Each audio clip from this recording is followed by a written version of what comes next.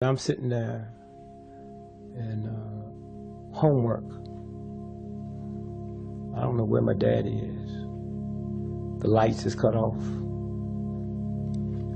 It's cold in the wintertime. There was no such thing as refrigerators then, or central air conditioning, or central heat. So I got a group of thugs, hoodlums, criminals, who don't have the integrity to know what a lot of black folks was going through, and they give me homework to a house with no lights. And in my first book, I talked about how this black folk bought a turkey by our house for Christmas, and they knew our lights was cut off and we had no heat, and they bring us a raw turkey. My mama was nice. She said, "Thank you." I went and threw it in the backyard. And so, how do you give me homework? How is my mama supposed to help me with trigonometry when she can't spell it? Huh? She ain't never had arithmetic. That's the next move. Huh? If I got to live in this society that demands certain things, then they go to the church and say, "We won't have study." See, the most trifling, ignorant, dog-tired black have never wanted their children to do bad in school. Huh? Have never wanted their children to grow up and be nothing but humblers and pimps. On lesson, they were crazy. But when I come home with my homework, and there's nobody there to help me, and then I get pneumonia, I'm out of school 2 weeks, I go back, they didn't stop nothing. It continued on. So the next thing I know, I'm being laughed at. And so then I quit school. I didn't. That's where your juvenile gangs was coming from. Folks that had they stayed, they could have been PhDs.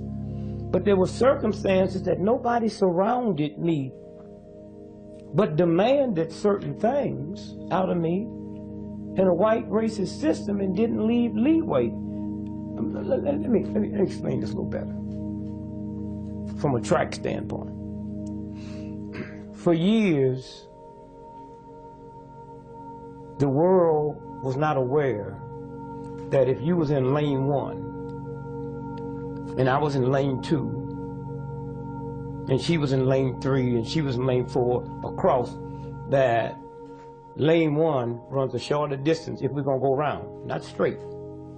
Then lane 2 runs a shorter distance than lane 3. So when they found out, they said, "Oh my God." And that's why at a certain period of time, you go look at the race, they have them staggered. Lane 1 is in the back. Lane 2 is ahead of that. And lane 9 is way up. But they're still running the same time. Well, that's where I look at this when integration came and white folks started seeing me out there. And they got upset because they didn't know I was staggered and in the right lane equal with everybody else. And so when I'm going to school and I've been sick for like 3 weeks, I go back, I go into class and they spelling. And so the word is hospital. So she getting ready to get to the G's. And I got this little girl sitting in there I kind of like, you know how that went, that crazy stuff. You never told her. You just like her. She's my girlfriend. So they're getting ready to call on me and I jump up and call the teacher a black bitch. 7 years old. Why? Because I thought for the whole world to know I call the teacher a black bitch, then no, I can't spell hospital. Now, there's nobody in school that know that.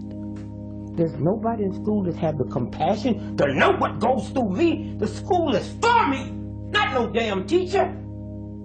And yet, all that was wiped out. They're going to teach me on the same level as some white boy or girl is being taught on? Because a handful of black folks made it in spite of, not because of, in spite of. But for every black doctor that we made, how many died before they got there? How many got on drugs and got on all kinds of crazy stuff before they got there? And so school, to me, was a place that I could be hurt.